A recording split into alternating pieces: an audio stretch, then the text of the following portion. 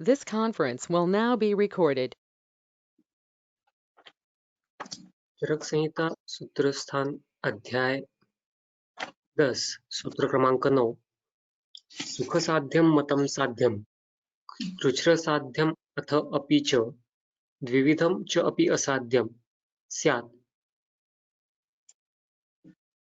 याप्यं यत् च अनुपक्रमं साध्यानां त्रिविधः च अल्पम मध्यम उत्कृष्टतां प्रति विकल्पः न तु असाध्यानां नियतानां विकल्पना।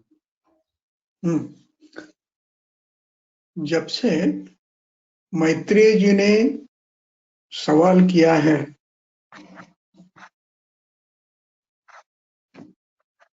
कि चिकित्सा करना और नहीं करना ये बराबर है, तब से अत्रेय जी के मन में एक बात उन्होंने ठान ली है कि साध्य के लक्षण क्या है वो बताने चाहिए, और इसलिए उन्होंने उस विषय को गंभीरता से लेकर उसका चिंतन प्रारंभ किया, उसका विवरण प्रारंभ किया। 7वें श्लोक से इन्होंने ये प्रारंभ किया है। उसमें कहते हैं कि चिकित्सा करते समय ज्ञानपूर्वक करनी है, और उसमें साध्यासाध्य का विचार तो प्रथम रूप में करना है। और यदि इस प्रकार करते हैं आप, तो आप निश्चित रूप से साधयति ध्रुवम, निश्चित सिद्धि प्राप्त होती है, अन्यथा अर्थादि की हानि होती है।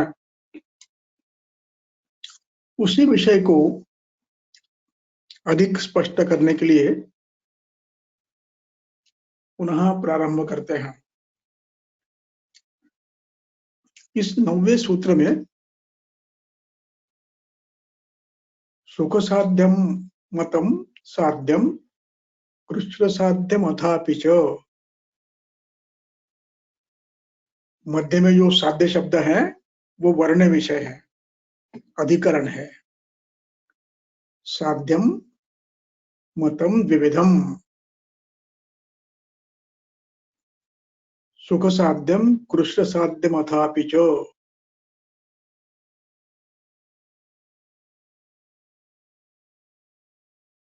दो प्रकार के हैं साध्य, एक सुख साध्य है और कृच्छ्र साध्यम अथापि च। च शब्द से उनको क्या कहना है वो मैं बाद में बताऊंगा। च ये समुच्चय तंत्र युक्ति है, जिसका वर्णन अपेक्षित है, किया नहीं है, उसको भी वहां लेना है। द्विविधम साध्यम, च अपि शब्द डाला है। च अपि,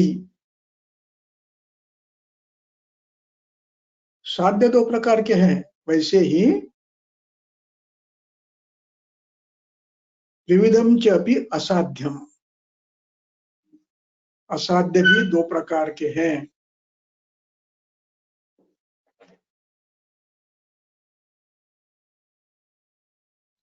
वो कौन से हैं? याप्यम, एक याप्य, और दूसरा अनुपक्रमम, जिसकी चिकित्सा नहीं है, नहीं की जा सकती है, कोई फल नहीं मिलने वाला। याप्य में फल मिलता है और अनुपक्रम में फल नहीं मिलता है। इस प्रकार साध्यम द्विविधम, असाध्यम अपि द्विविधम।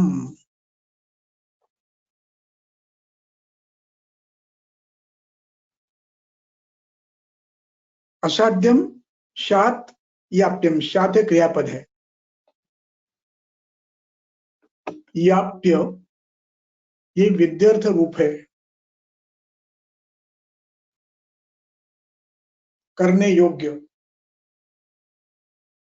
यापन करने योग्य, यानी जब तक जीवित है तब तक चिकित्सा से लाभ लेते रहो, उसके लिए जो योग्य उसका नाम याप्य है। ये धातु साधित विद्यर्थ विशेषण है। याप्य, यापनीय, इस प्रकार उनमें 3 प्रत्यय लगते हैं, पेय, पानीय, इस प्रकार ये भी याप्य, यापनीय, इस प्रकार इसके रूप होते हैं।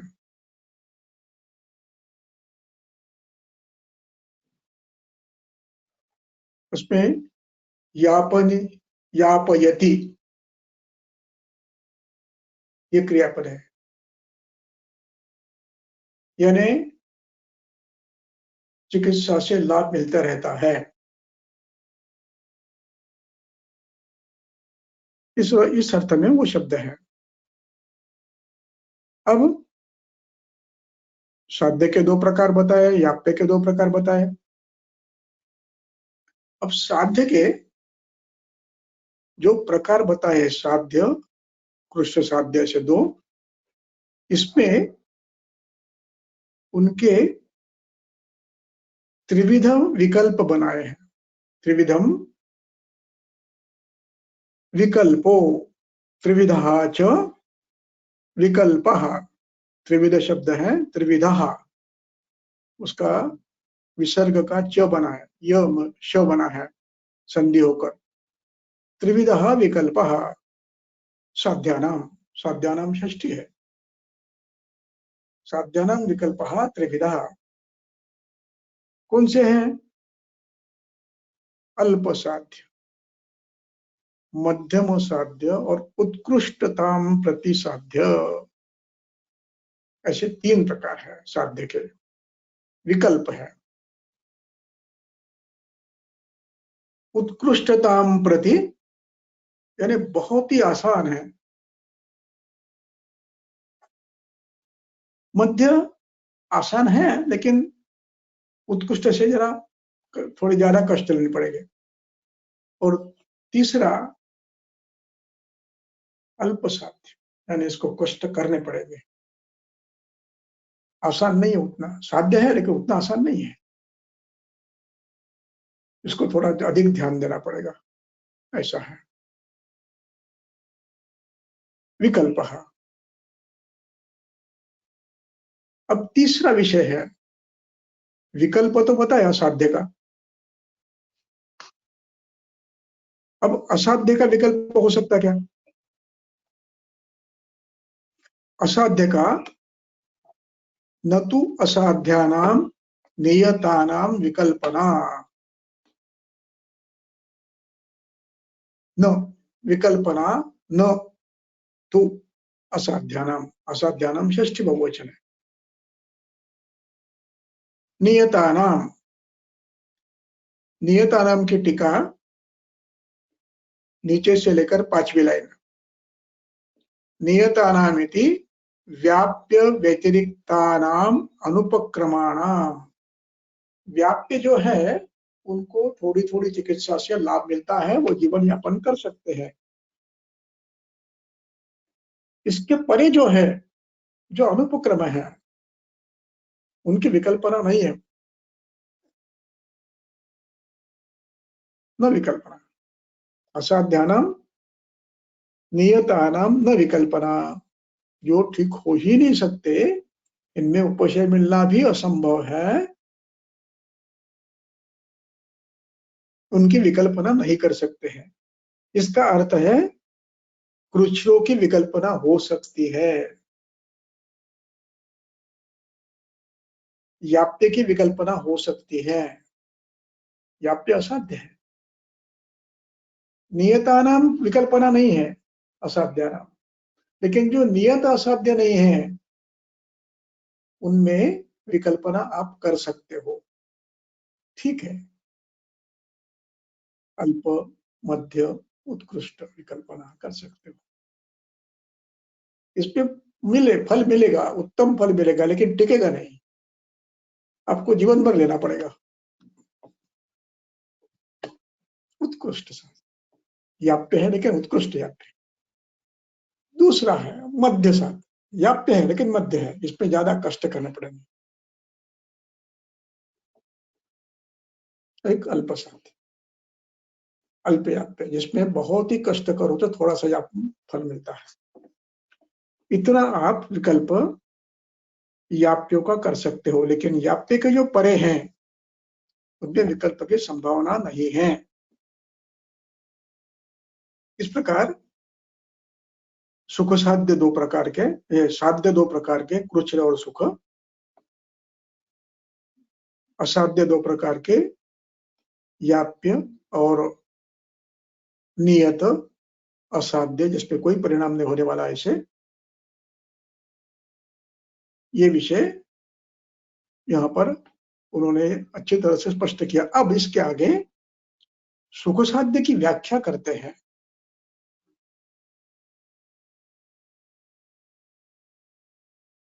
सुख साध्य के जो उत्तम सुख साध्य है उसकी व्याख्या करते हैं।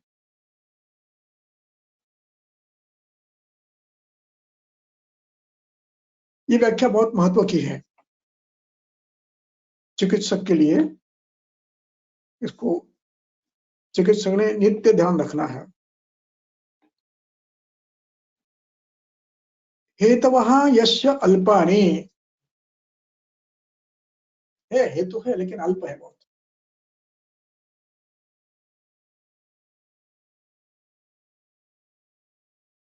और परिणाम क्या हुआ? हेतु अल्प है तो रुब्य अल्प होंगे, रुब्य अल्प हो गए।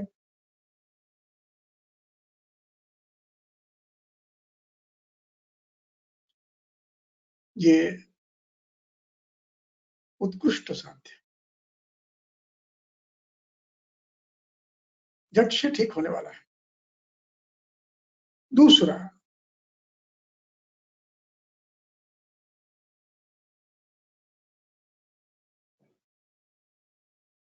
हेतु अल्प है,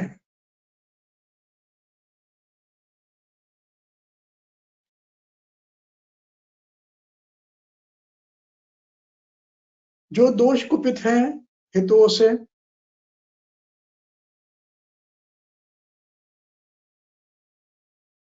वो दोष और दूष्य ये समान नहीं है।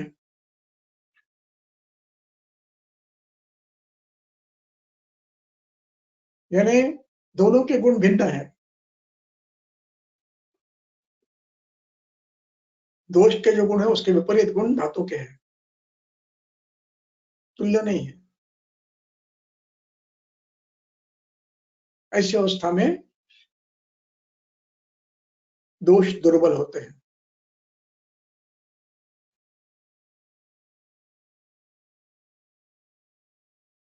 और दोष दूष्य तुल्य नहीं है, दोष और प्रकृति भी तुल्य नहीं है।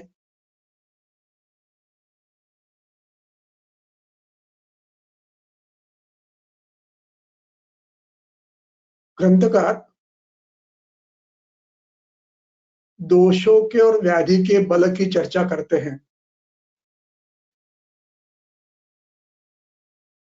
तब उसमें ये विषय आया है। उसको हम अभी फिर एक बार देखेंगे, पहले इसका स्पष्टीकरण कर देते हैं।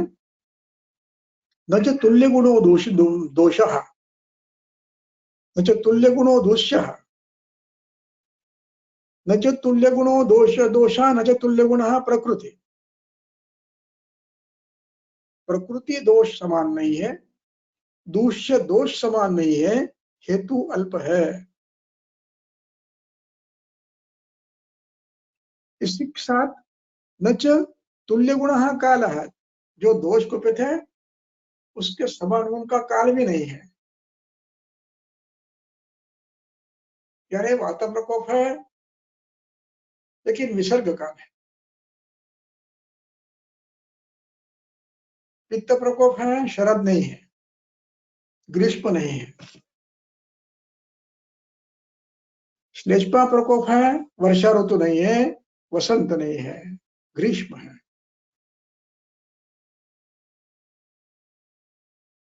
काल तुल्य नहीं है, उसी प्रकार देश भी तुल्य नहीं है। वातव्याधि है, जंगल प्रदेश नहीं है, साधारण है।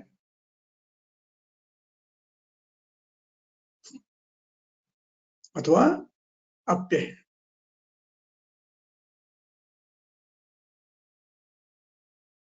पित्त प्रकोप है, जंगल देश नहीं है,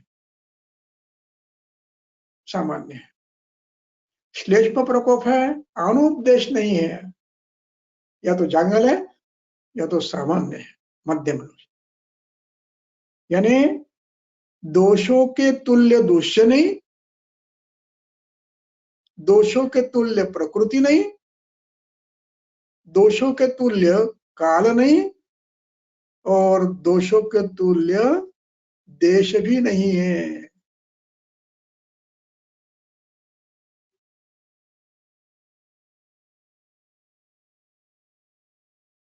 यदि ये समान होते हैं तो दुरुपक्रम होते हैं, और ये सभी जब इकट्ठा होता है हेतु कम, दोष दूष्य तुल्य गुण नहीं है, दोष और प्रकृति तुल्य गुण नहीं है, दोष और काल तुल्य नहीं है, और देश भी तुल्य नहीं है।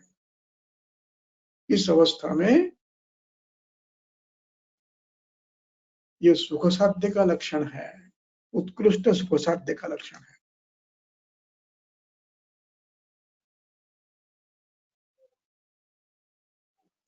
अब इसके साथ साथ अन्य कोई क्राइटेरिया भी है,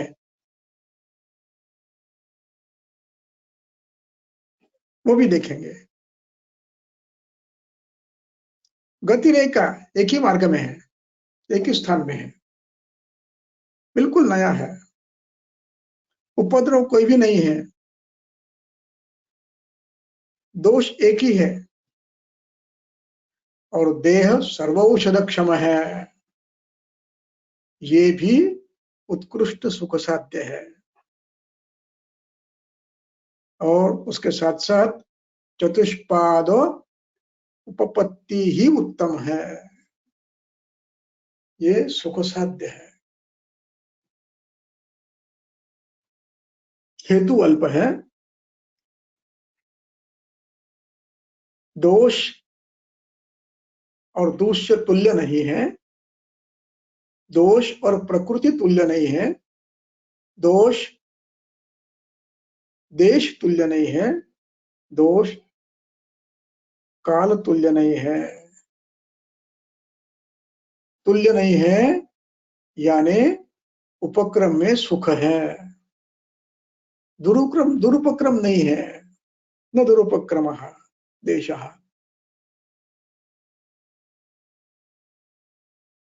उपक्रम में बाधा लाने वाला देश नहीं है। यदि समान गुण का होता तो बाधा लाता था, बलवान औषध देने पड़ते, दोषों को बल मिलता था।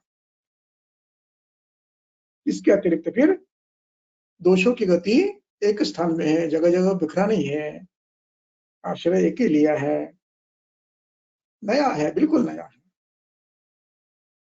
उपद्रव एक भी नहीं है। उपद्रव का अर्थ है उसी दोषों ने दूसरा अणु व बृहत व्याधि करना, उसी दोष वही है, ऐसा भी कोई नहीं है। दोष एकमात्र है, वो भी एक दो गुणों से है, सभी गुणों से नहीं है, क्योंकि हेतु अल्प है।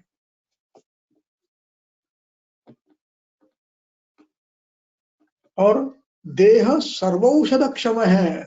देह कैसा है? आप कुछ भी दो, पवनो विरेचन दो, रक्त मोक्षण करो, श्वेत दो, कुछ भी करो, तीक्ष्ण औषध दो, चलेगा। और इसके साथ साथ चतुष्पाद उत्तम है, ये उत्कृष्ट सुख साध्य है।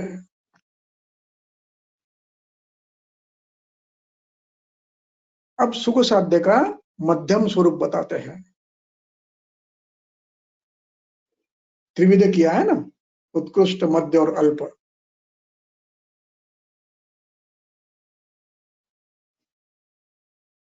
अब मध्यम बताते हैं। हेतु, पूर्व रूप, रूप, हेतु थोड़े ज्यादा है। यहाँ एक दो ही हेतु थे, यहाँ चार है, और उसके कारण रूप और पूर्व रूप भी जरा ज्यादा ही है। और इसके साथ साथ जैसे साध्य में कोई तुल्य नहीं है, दोष दूष्य तुल्य नहीं, दोष प्रकृति तुल्य नहीं, दोष काल तुल्य नहीं, दोष देश तुल्य नहीं है। यहाँ पर इस चार में से दो तुल्य है।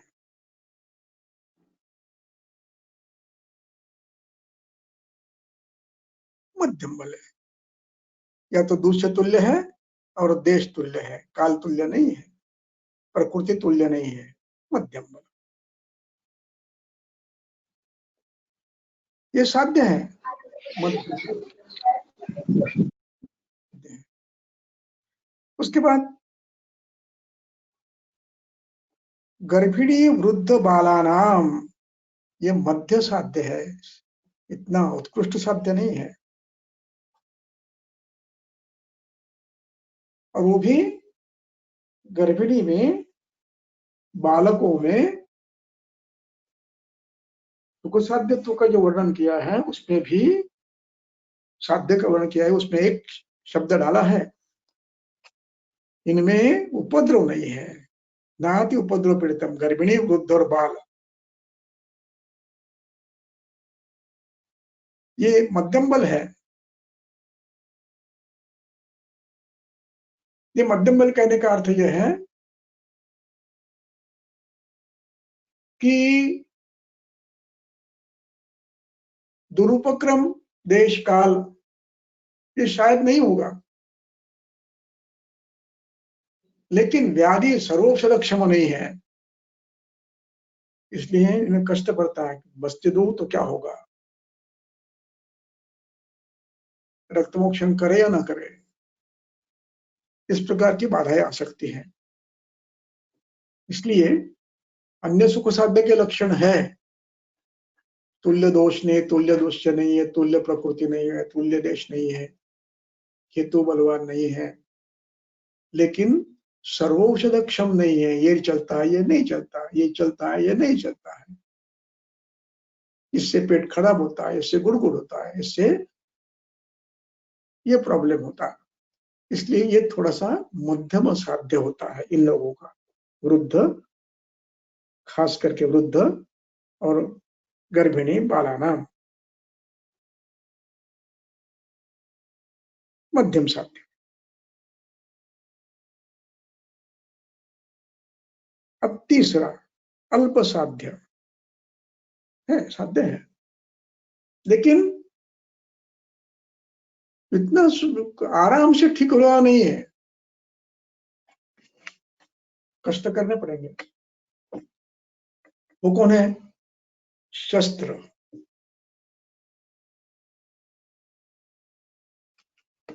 क्षार, अग्नि आदि कर्म की आवश्यकता है।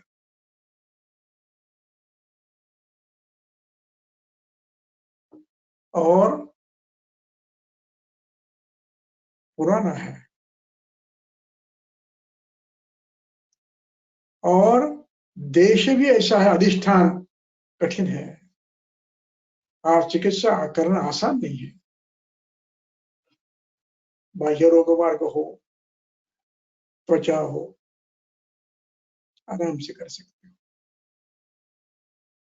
लेकिन गुदगत है, आमाशयगत है, कठिन है। इसलिए कृष्ण देश शिरस्त है, बहुत कठिन है। कृष्ण देश यम,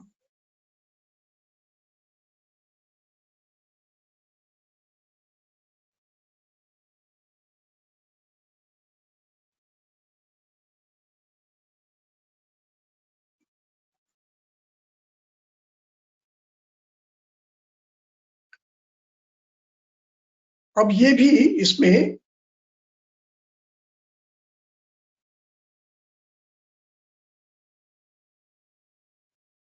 निमित्त कम है, रूप कम है, मध्यम बल है, प्रकृति देश काल इनमें से दो ठीक है, दो अनुकूल है, दो प्रतिकूल है, ऐसा रोग भी ये एक पथ रोग है, एक ही मार्ग में है, एक ही जगह पर है।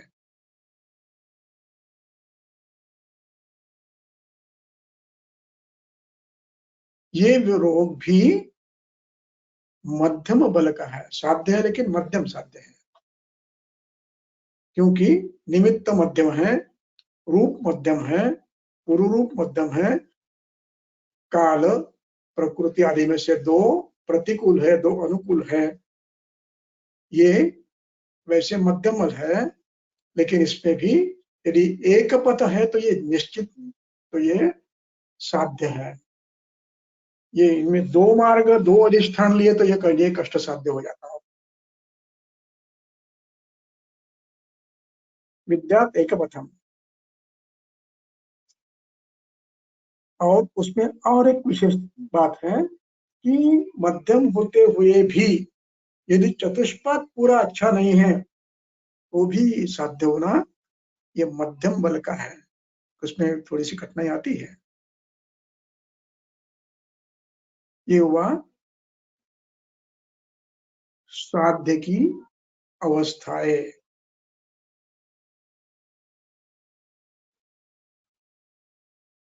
एक सुख साध्य, मध्यम साध्य, तीसरा अल्प साध्य, तीसरा उसी को कृच्छ्र साध्य कहते हैं।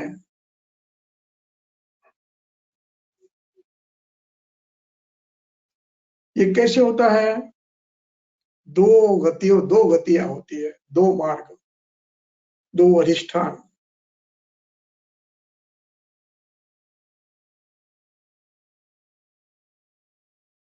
द्विदोष यह है,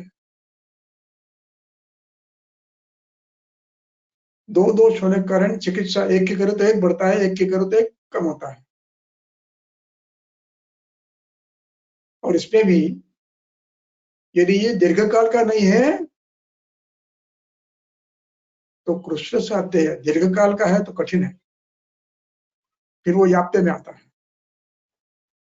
इसलिए ये तीसरा अल्प साध्य जो कृष्ण साध्य में आता है।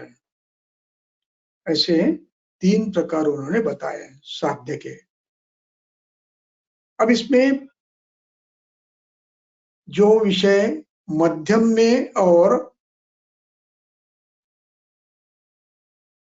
सुख साध्य में आया है उसको अधिक स्वच्छ करने के लिए हम विमान स्थान के 8वें अध्याय का 101 नंबर का श्लोक देखेंगे।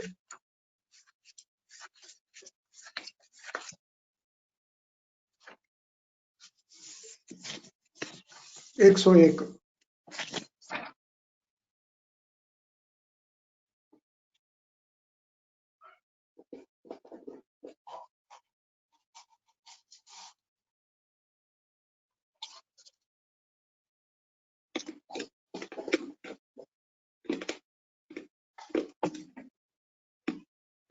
अध्याय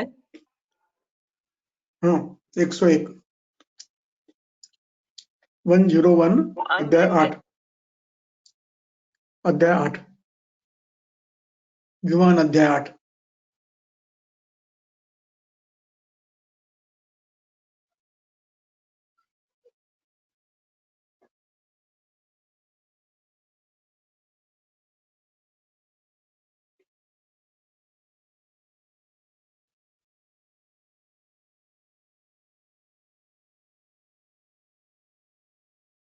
चरक विमानस्थान अध्याय 8 सूत्र क्रमांक 101 विकृतितः च इति विकृतिः उच्यते विकारः।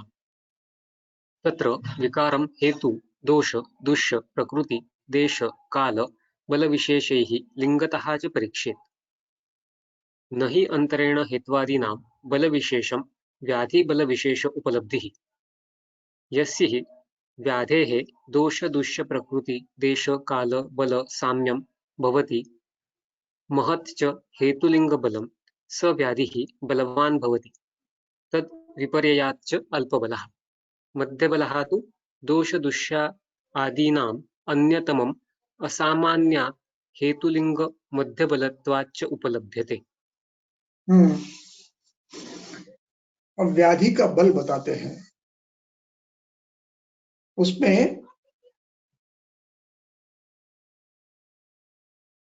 जितने भाव दिए हैं, दोष दुष्य प्रकृति देश काल बल विशेषम। अब इसमें चौथी पंक्ति सबसे महत्वपूर्ण है। यस्य ही व्याधे है, षष्ठी है। जिस व्याधि में दोष श्लेष्मा है, दूष्य मेद है, प्रकृति कफज है, देश आनुप है, काल वसंत है,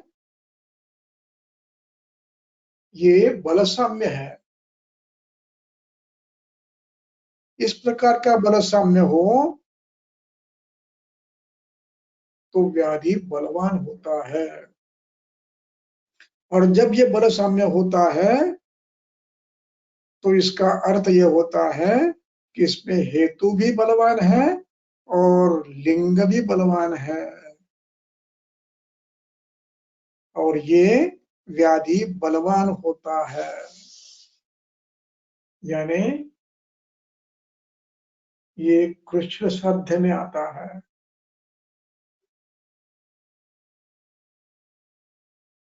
अब इसमें यदि अब इसका विपर्य विपर्याच अल्प बल, कोई साम्य नहीं है। दोष दुष्य साम्य नहीं, दोष देश साम्य नहीं, दोष प्रकृति साम्य नहीं, दोष काल साम्य नहीं है, हेतु अल्प है। ये बहुत ही अल्प बल है। विपर्ययात अल्प बल। मध्य बल कैसा है?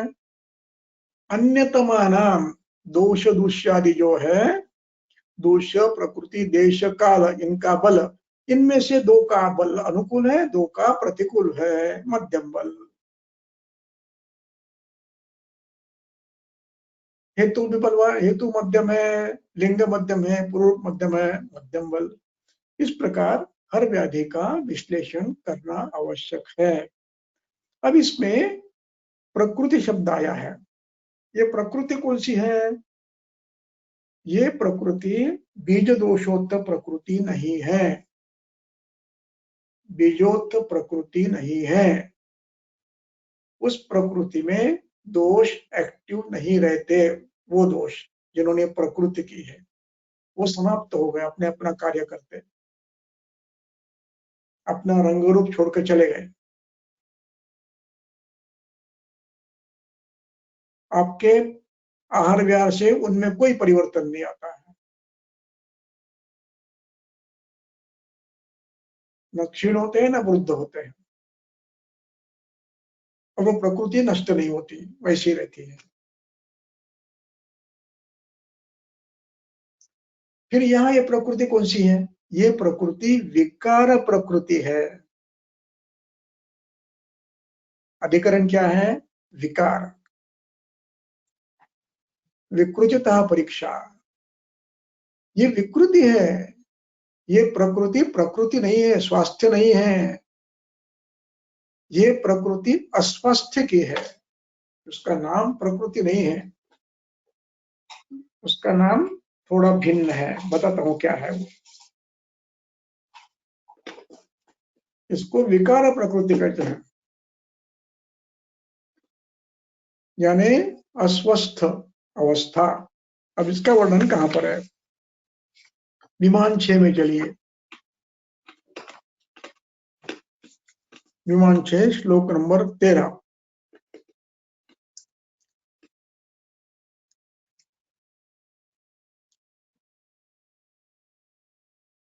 तत्र केचित् आहुः न समवातपित्तश्लेष्माणः जन्तवः सन्ति।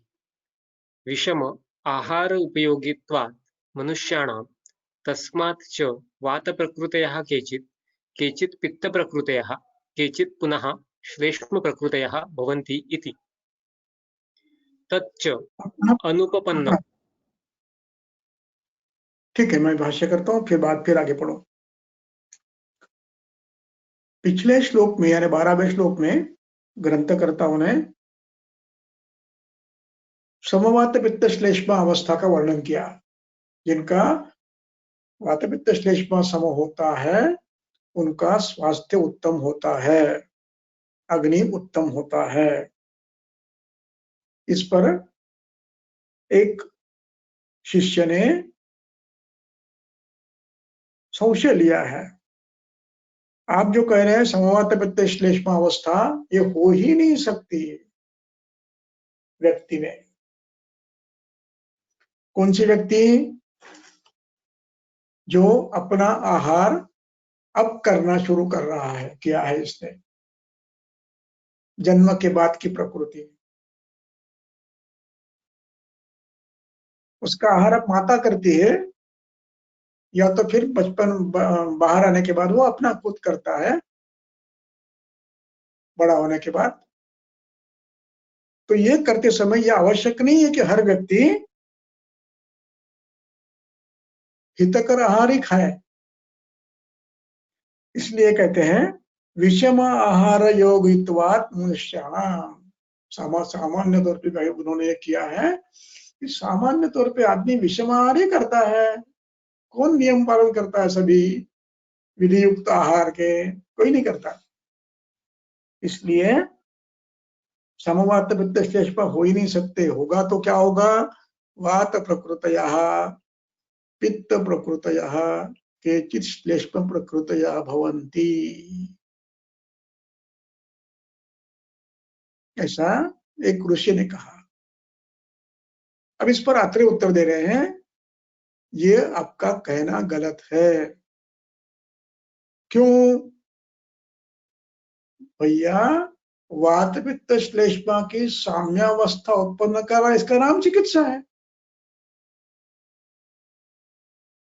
चिकित्सा का प्रयोजन धातु साम्य ही है, और वो होता ही नहीं है, रहता नहीं है कहोगे तो बड़ा विचित्र होगा।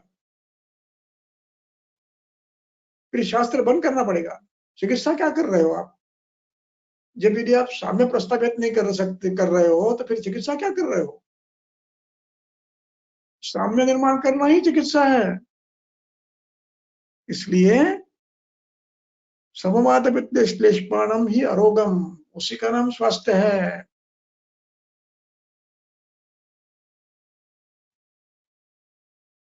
और उसी को आरोग्य कहते हैं। यतश्च प्रकृति आरोग्यम, उस अवस्था को ही प्रकृति और आरोग्य कहते हैं।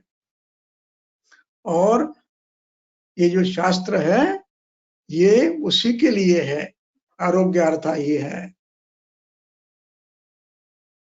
और ये क्रिया है, ये क्रिया आपको करनी है, तब जाकर साम्य उत्पन्न करने के लिए क्रिया कर रहे हैं आप। तस्मात् चिकित्सा के बाद समवात पित्त श्लेष्मा यह अवस्था उत्पन्न होती है। और ये वास्तव में प्रकृति है, इसका नाम प्रकृति है। अन्य जो है जिसमें दोष बढ़ा हुआ है, पित्त बड़ा है, श्लेष्मा बड़ा है, वायु बड़ा है, उनके लिए कहते हैं न खलु संति वात प्रकृतिया, उसको वात प्रकृति नहीं कहेंगे हम, उसको पित्त प्रकृति नहीं कहेंगे, उसको श्लेष्म प्रकृति नहीं कहेंगे, उसको क्या कहेंगे? तस्य तो खलु दोषाधिक्यात्। इसको अंडरलाइन करो, अधोरेखांकित करके रखो, सुवर्णाक्षर से करो। तस्य किल दोषाधिक्यात् सा दोष प्रकृति उच्यते मनुष्याणाम। दोषाधिक्य है, दोषाधिक्य का नाम ही विकार है। रोगस्थ दोष वैषम्यम, ये विकार है, ये विकार प्रकृति है। और इसलिए इसमें इस विकृतावस्था में प्रकृतिस्थत्व नहीं मान सकते हम इसको। प्रकृतिस्थम न उत्पद्यते तस्मात् नेता प्रकृतयः। इनको प्रकृति नहीं थे, इनको क्या कहेंगे हम? वातलाः पित्तलाः श्लेष्मलाः कहेंगे। और जब वातला पित्तला श्लेष्मला हम कहते हैं तब ये निश्चित समझ लेना ये अप्रकृतिस्थ है।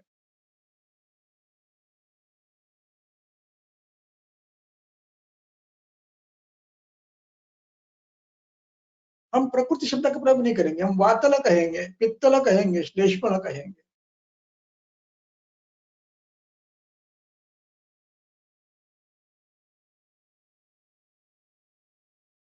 उसको दोषाधिक्य प्रकृति कहेंगे, ज्यादा से ज्यादा कहना है तो दोषाधिक्य प्रकृति। और ये अप्रकृतिस्थ है, इनको प्रकृति नहीं कह सकते हैं। यहाँ पर एक बात ध्यान रखनी है, ये जो शब्द है पित्तला, श्लेष्मला, वातला, ये तद्धित प्रत्यय है। वातस्य आधिक्यम वातलाः, पित्त गुणानाम आधिक्यम पित्तलाः, श्लेष्म गुणानाम आधिक्यम श्लेष्मलाः।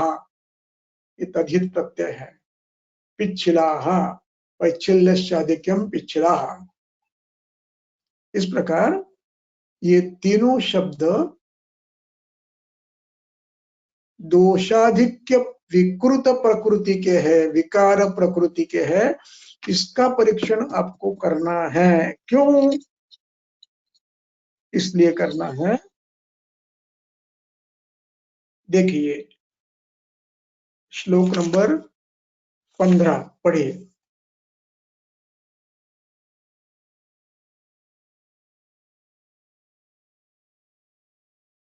उसी में 15 चरक विमानस्थान अध्याय 6 सूत्र क्रमांक 15।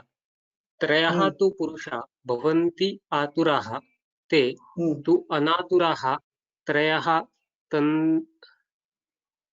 तन्त्रान्तरीयाणां विषयान् तद्यथा वातलः पित्तलः श्लेष्मलः च इति। तेषाम् इदं विशेषविज्ञानं वातलस्य वातनिमित्ताः, पित्तलस्य पित्तनिमित्ताः, श्लेष्मलस्य श्लेष्मनिमित्ता व्याधयः प्रायेण बलवन्तः च भवन्ति। बस इतना ही काफी है। त्रयस्त पुरुषा भवन्ति आतुराः, तीन पुरुष ये ज्यादा आतुर होते हैं। एक वातल, दूसरा पित्तल, तीसरा श्लेष्मल। ये आतुर होते हैं। भवन्ति आतुराः, ये विकृत होते हैं, इनको विकार होते हैं। अब बीच में एक जो शब्द है वो समझने की आवश्यकता है। ते तु अनातुराः तंत्रांतरीयाणाम विषयम। ये वाक्य अधोरेखांकित करके रखो। इसका अर्थ संस्कृत में जब किसी व्यक्ति के लिए षष्ठी का प्रयोग किया जाता है तो उसको अनादर माना जाता है।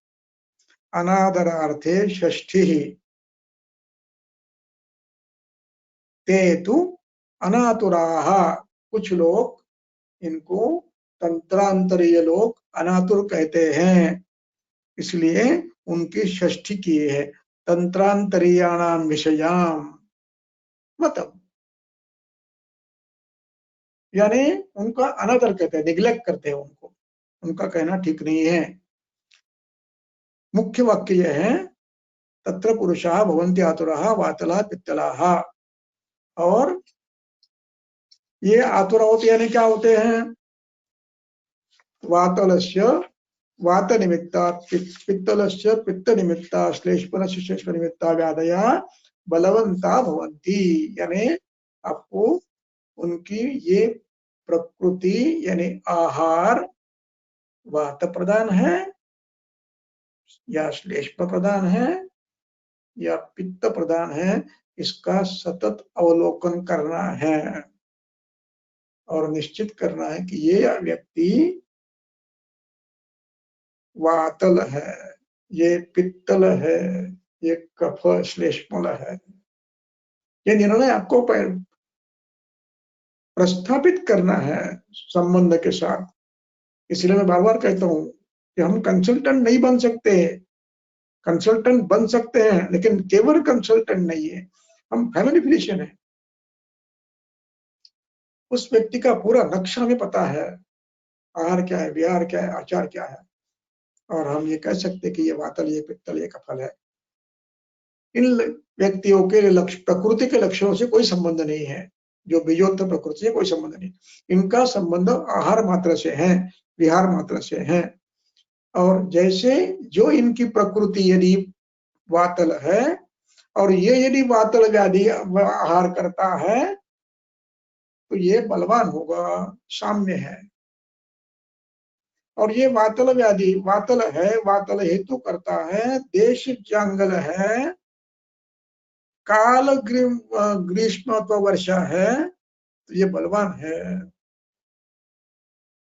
इस प्रकार विचार करना है। इसलिए ये भी प्रकृति, ये आपको ये प्रकृति देखना है। यहाँ जो अपने मूल अध्याय में 10वें अध्याय में जो वाक्य है, न च तुल्य गुणों प्रकृति, वो ये प्रकृति ये है। 10वां अध्याय, न च तुल्य गुणों प्रकृति, 11वां श्लोक, न च तुल्य गुणो दोषः, न च तुल्य गुणो दोषः न प्रकृति भवेत्। दोष प्रकृति तुल्य नहीं है, वो सुख साध्य है। हमें इनका अध्ययन करना है। इस प्रकार सुख साध्य के लक्षणों में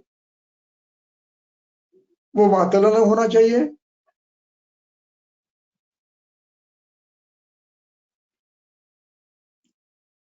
यदि हेतु वायु के करता है, ज्यादा जागरण करता है कभी 8 दिन तक किसी कारणवश, लेकिन उसकी प्रकृति वातल नहीं है, सुख साध्य है। उसपे भी देश साधारण है, सुख साध्य है। उसपे भी ऋतु अनुकूल है, विसर्ग काल है, साधारण है। इस प्रकार आपको विचार करना है, तो वो सुख साध्य के लक्षण में आता है, जो तुल्य नहीं है। प्रकृति तुल्य नहीं, दोष तुल्य नहीं, और दूष्य तुल्य नहीं, काल तुल्य नहीं है, तो उसको सुख साध्य कहते हैं। इस प्रकार सुख साध्य का और कृष्ण साध्य का वर्णन कर दिया है। अब उसमें भी अब याप्य की वर्णन करते हैं। असाध्यम, अब उसका वर्णन करना है। याप्य, याप्य किसको कहेंगे? शेषत्वात् आयुषः याप्यम। जब तक आयु है तब तक चिकित्सा लेनी पड़ेगी।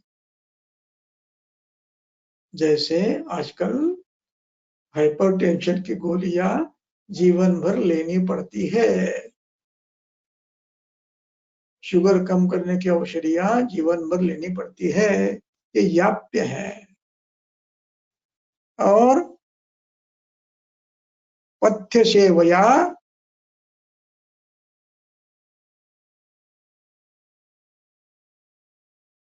लब्ध अल्प सुखम। पथ्य सेवन करने से सुख मिलता है लेकिन वो टिकता नहीं है।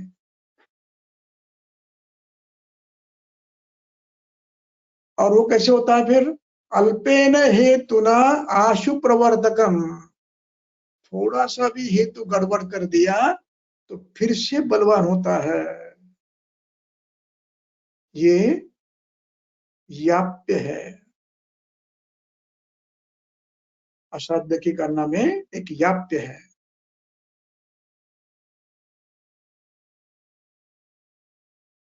अब इसके बाद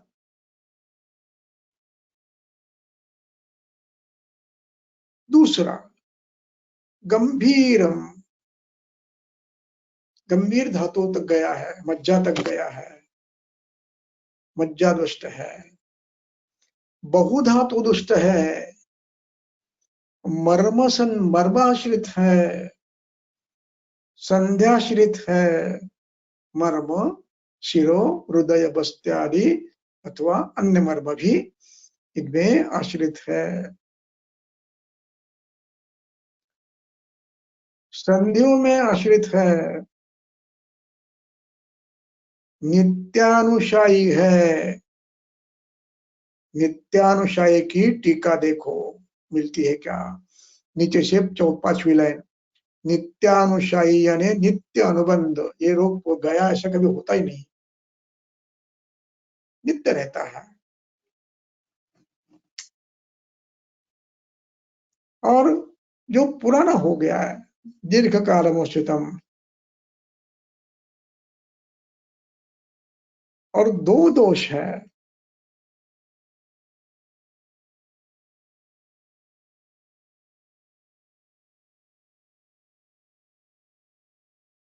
ये सभी याप्य हैं।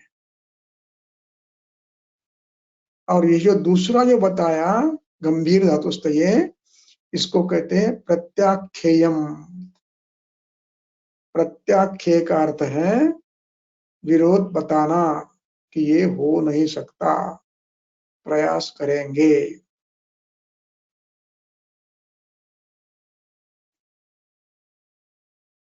ये याप्य की प्रत्याख्येय अवस्था है।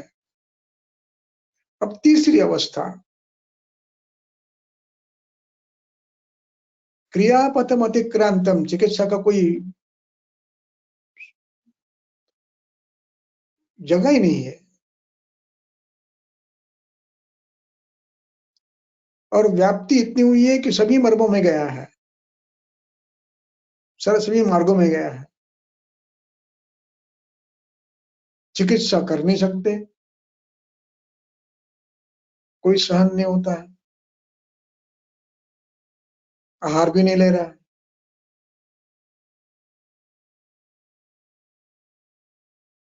सभी धातु क्षीण हो गए हैं, अग्नि बंद है, परिणमन भी नहीं हो रहा है, और सभी मार्गों में व्याप्त है। उसके साथ अरिष्ट लक्षणों के साथ है, बलमांस क्षीण है, और उसपे भी औत्सुक्य, अरति, सम्मोह, इंद्रिय नाश है।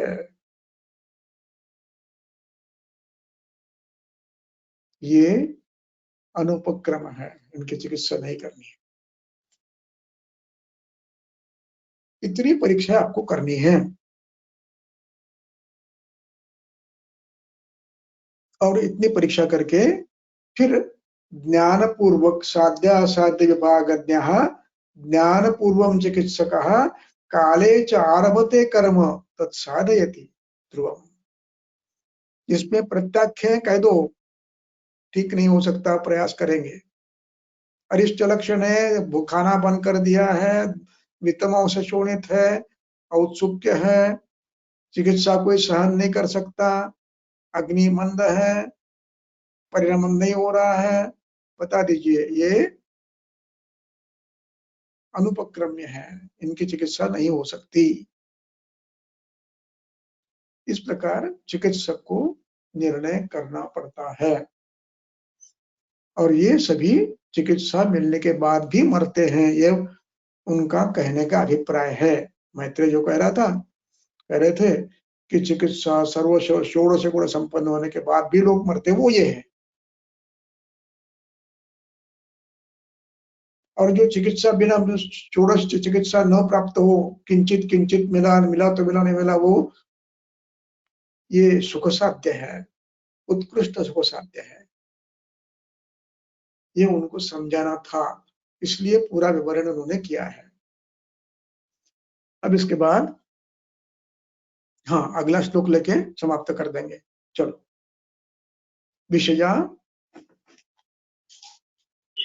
प्राक् परीक्षैवं विकाराणां स्वलक्षणं पश्चात् कर्म समारंभः कार्यः साध्येषु धीमता साध्य असाध्य विभागज्ञः यः सम्यक् प्रतिपत्तिमान् न स मैत्रेय तुल्यानां मिथ्या बुद्धिं प्रकल्पयेत्।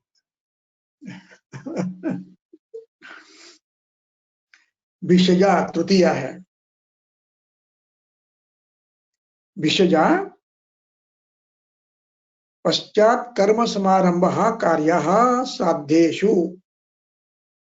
चिकित्सक ने साध्य व्याधि में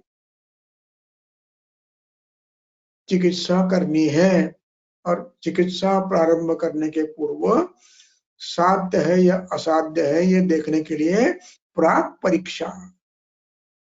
प्राक यानी पूर्व, परीक्षा एव परीक्षा करते हुए, परीक्षा ये लेबंत है। अगर लेबंत का अर्थ है पूर्व कालवाचक धातु साधित विशेषण। पहले परीक्षा करो, पश्चात कर्म समारंभ करो, बाद में चिकित्सा प्रारंभ करो। अब परीक्षा कैसी करना है? स्वलक्षणम, यानी यह लक्षण शब्द रूप पूर्ववाचक नहीं है, सभी लक्षण, यानी ये साध्य है क्या, सुख साध्य है क्या, साध्य के क्राइटेरिया कौन से हैं, कितने फुलफिल कर रहा है, रुग्ण बल कैसा है, व्याधि बल कैसा है, इन सबका लक्षण देखना है। हेतु कौन से हैं, दोष कौन सा बड़ा है, काल कौन सा है, दूष्य कौन सा है, प्रकृति कौन सी है, देश कौन सा है, ये सब परीक्षण करना है, इन सब के लक्षण देखना है। इसलिए प्राक विकाराणाम स्वलक्षणम, ये जो विकृतियों के प्रकार बताए, हेतु, लिंग, दोष, दूष्य, प्रकृति, देश, काल, इन सब के रूप, पूर्व रूप, इनकी संख्या, मात्रा, ये सबका परीक्षण करना है, उसका नाम है स्वलक्षणम। ये करके फिर साध्य व्याधि में ही चिकित्सा प्रारंभ करो, कहकर कि मैं करता हूं। जो साध्य और असाध्य जानता है, ज्ञः, साध्य असाध्य विभागज्ञः, विभागज्ञः पृथक करने वाला, ये साध्य है ये असाध्य, ये निर्णय करता है, जो निर्णय करना उसको आता है उसको कहते हैं विभागज्ञः। विभागम कर्तुम सक्षमः विभागज्ञः। यः सम्यक प्रतिपत्तिमान, और उसमें परीक्षा करते हुए सम्यक प्रतिपत्तिमान, सम्यक यानी युक्ति पूर्वक योग्य, प्रतिपत्ति यानी अभी इस समय क्या करना है, अवस्था इस समय कौन सी है, इस समय इस अवस्था में क्या करना है, उसका नाम प्रतिपत्ति। झट इति किम कर्तव्यम, आज जो पेशेंट जिस अवस्था में आया उस समय मुझे क्या करना है, उसका नाम प्रतिपत्ति।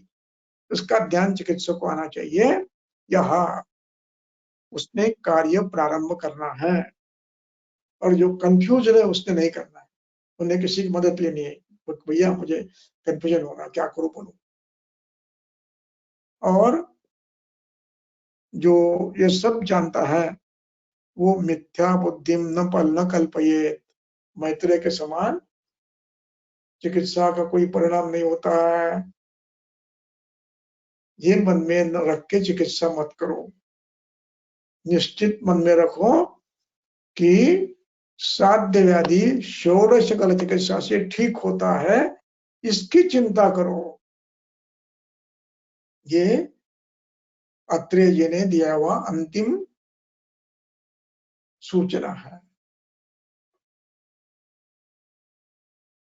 मैत्रेय बुद्धि तुल्य विचार मत करो, मिथ्या बुद्धि न प्रकल्पयेत।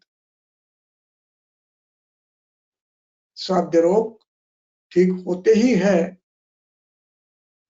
ये पक्का ध्यान में रख के चिकित्सा करना प्रारंभ करो, संशय रहित होकर, संशय लेकर मत करो। इस प्रकार ये अधिकरण षोडश कल चिकित्सा से कौन ठीक होता है ये पूरा हुआ। अब समारोप करते हैं, पढ़ो। इह तत्र श्लोकौ इह औषधं पादगुणाः प्रभवो देशजाश्रयाः अत्रेय मैत्रेयमति मति मतद्वैविध्यनिश्चयः चतुर्विधविकल्पाः च व्याधयः स्वस्वलक्षणाः उक्ता महाचतुष्पादे येषु आयत्तं विषज्जितम्। यह यानी इस अध्याय में पाद चतुष्पादों के गुण बताए और ये सभी चिकित्सा के आश्रय है। चिकित्सा का प्रभव यानी सिद्ध होना इनके आश्रित है, वो हमने बताया। और दूसरा, मति दो प्रकार की है, एक अत्रेय मति और दूसरी मैत्रेय मति। अत्रेय मति निश्चय देने वाली है कि इदम न प्रत्यक्षम, ये होता ही है। और मैत्रेय मति इसमें कोई फर्क नहीं पड़ता, चिकित्सा करो नहीं करो। ये मतद्वैविध्य निश्चय, दो प्रकार के मत है। उसके बाद चतुर्विध विकल्पाश्च, चार प्रकार के विकल्प हमने बताए। साध्य, खुशपृष्ठ साध्य, असाध्य में याप्य और असाध्य, ऐसे चार विकल्प बताए। और उनका परीक्षण कैसे करना, स्वस्व लक्षणाः, वो बताए हैं। उक्ता, ये कबूधावी है, पास्ट पार्टिसिपल है। उक्ताः, ये सब हमने इस अध्याय में बताया। और इन सबके अधीन चिकित्सा है। विषज्जितम यानी चिकित्सा इनके अधीन है, इसलिए इन सब का हमने वर्णन किया है। इति अग्निवेश कृते तंत्रे श्लोक स्थाने महाचतुष्पदोऽयं समाप्तः।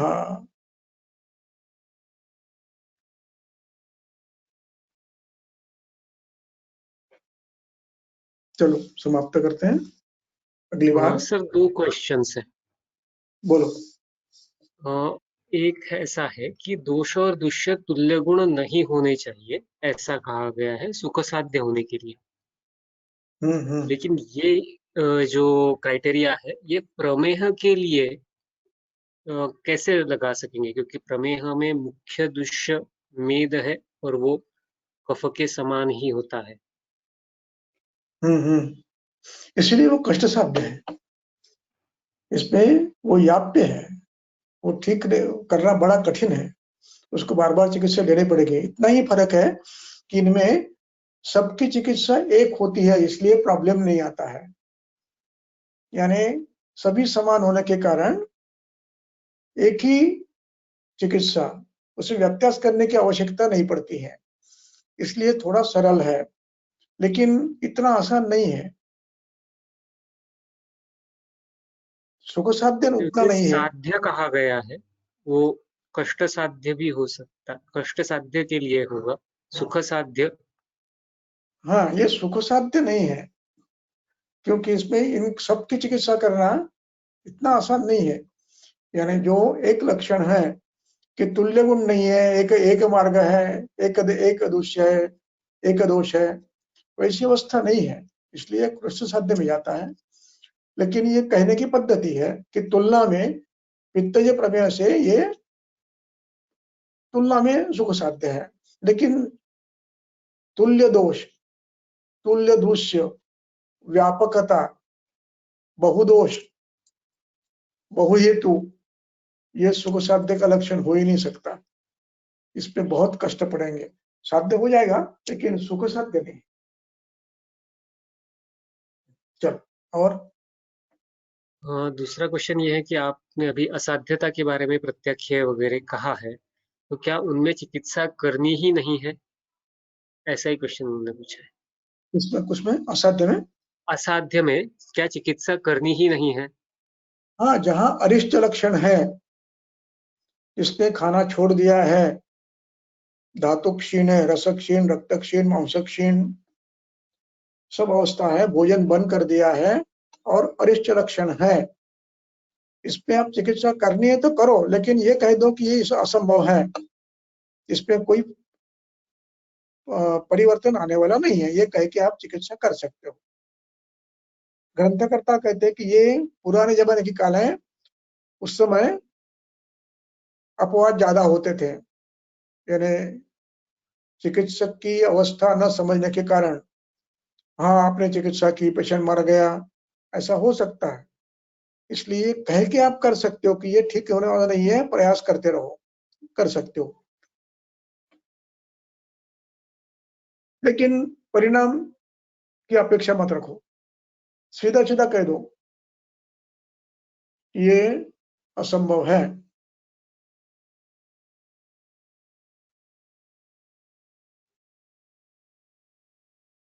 चलो, हो गया। धन्यवाद सर। जी हाँ सर।